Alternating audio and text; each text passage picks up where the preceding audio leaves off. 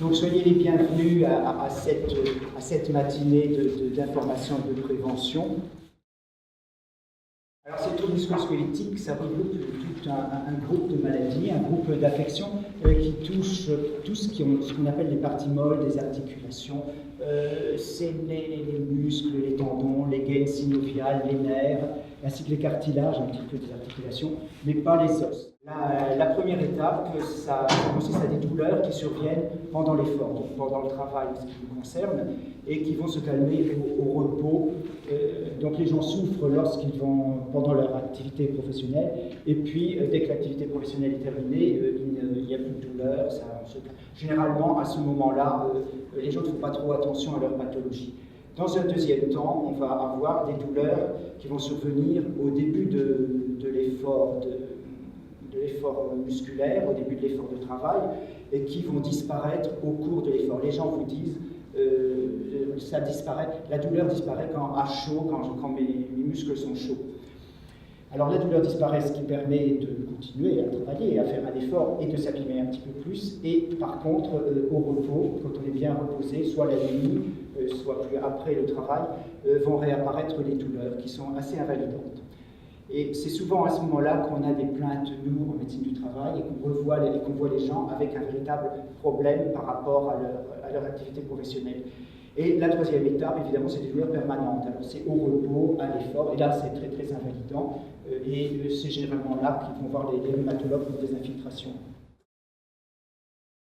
87% des maladies professionnelles sont des TMS, donc ce qui est quand même énorme. Hein. Donc vous pouvez voir les différents tableaux des maladies professionnelles qui sont liées aux zones articulaires en question.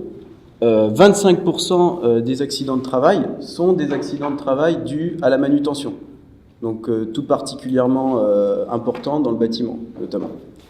Donc vous voyez des accidents de travail qui peuvent être liés à des entorses, donc tout ce qui est déplacement lors d'une manutention, mais aussi des luxations, hernie discale, douleurs, lumbago, déchirures musculaires.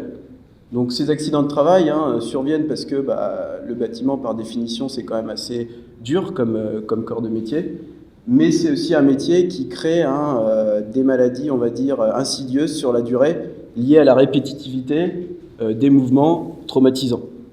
Donc comme je vous ai dit, ces affections périarticulaires, donc ces fameuses TMS, ils représentent donc 87% des nouveaux cas indemnisés, et on était en forte diminution depuis 2010. Malheureusement, depuis 2014, on a atteint un palier et ce palier commence légèrement à remonter. Les affections chroniques du rachis lombaire, qui est l'affection majoritaire dans le monde du bâtiment, progressent de 25%, donc dû essentiellement à la manutention.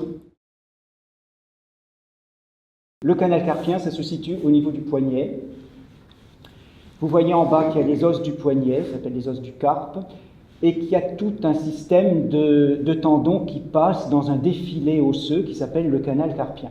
Donc, lorsque vous avez des gestes répétitifs, des compressions du poignet sur un plan de travail, tous ces tendons musculaires vont gonfler légèrement et vont comprimer le nerf qui se trouve là, et le nerf va souffrir. Et ça donne généralement des douleurs qui surviennent la nuit. Soit on infiltre, c'est une possibilité, soit on peut faire un traitement chirurgical très rapide en ouvrant simplement cette zone et en grattant un peu les os qui sont en dessous, ce qui permet d'avoir plus de place pour les tendons. Premier facteur de risque, c'est bien évidemment le facteur biomécanique, donc l'effort, la répétitivité, le poids de la charge, la force, la forte amplitude, donc les amplitudes articulaires extrêmes, les postures extrêmes et les appuis. Vous avez également une composante psychosociale qu'on peut associer notamment au risque psychosocial à travers le stress. Donc le stress, premièrement, ça a un effet direct physiologique. Quand je stresse, mon cerveau sécrète certaines substances qui agissent sur les muscles négativement. Mais également, quand je suis stressé, mais je fais plus trop attention à mes gestes. Je travaille un petit peu rapidement dans l'urgence et donc je suis exposé à des mauvaises postures. Qu'est-ce qui favorise un facteur biomécanique? Ça va être les vibrations, l'ambiance. quand je travaille au froid, mes muscles sont plus rigides. Donc si j'effectue des mauvaises postures dans le froid, je serai plus exposé à des problématiques. Voilà, donc vous avez plein d'autres facteurs, hein, notamment l'organisation du travail, hein, comment j'organise mon chantier, mon poste de travail. Vibration des engins, très traumatisant pour le rachis lombaire. Le maintien des mauvaises postures, le travail en force, l'environnement, le déséquilibre musculaire et la mauvaise hygiène de vie, ça en fait partie aussi. C'est en fait un ensemble de facteurs, comme le disait Lilian, et c'est souvent la combinaison de tous ces facteurs qui déclenche le TMS. Hein, Donc là, je vous ai juste mis une petite diapositive concernant le geste qui est la base, on va dire, de la survenue de TMS. Donc, comme vous pouvez le voir, 3 composantes du geste, mouvement, force, répétitivité, et c'est grâce à ça qu'on peut commencer à évaluer la charge physique d'un salarié ou d'une tâche. Avec un petit peu d'observation du travail, c'est ça qui est important, on arrive finalement à dégager un petit peu de la description d'une tâche et donc de travailler sur l'élément qui, pour moi, serait, on va dire, un peu plus traumatisant qu'un autre.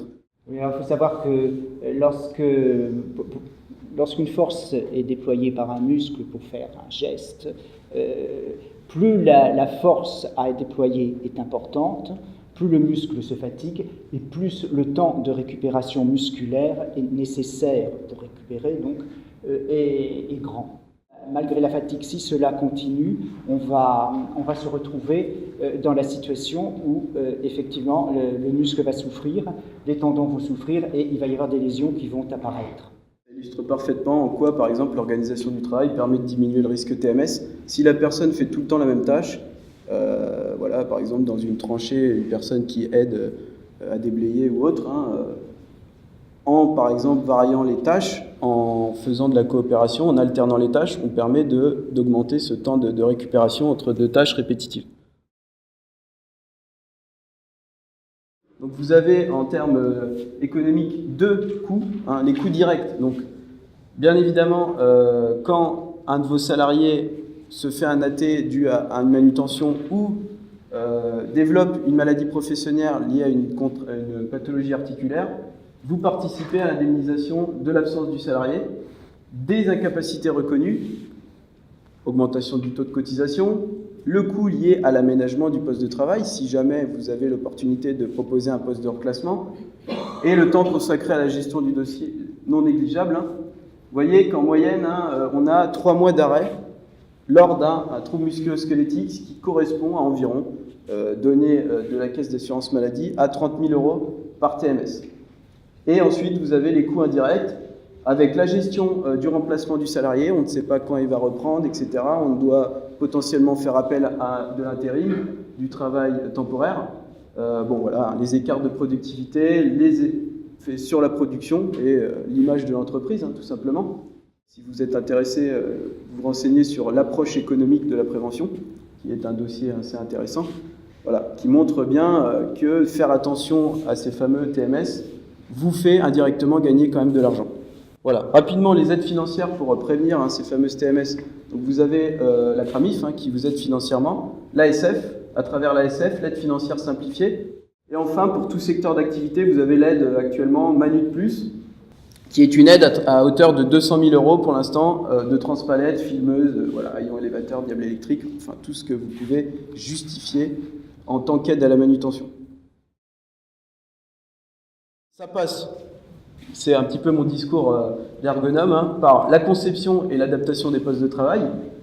Bien évidemment, prendre en compte, on va dire, la santé et la sécurité de vos salariés avant les phases de conception de projet. L'organisation de la production, l'organisation du chantier, hein, comment j'approvisionne, etc.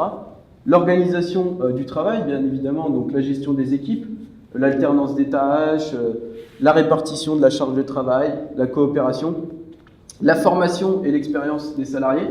Donc moi, je tiens tout particulièrement à cœur le compagnonnage, comme j'appelle ça, c'est-à-dire le transfert des compétences de salariés, on va dire, très expérimentés, qui, à force d'expérience, vont arriver finalement à développer des petites astuces hein, pour s'économiser physiquement. Le management, hein, tout ce qui est rôle des managers et rôle des ressources humaines, avec le suivi des indicateurs.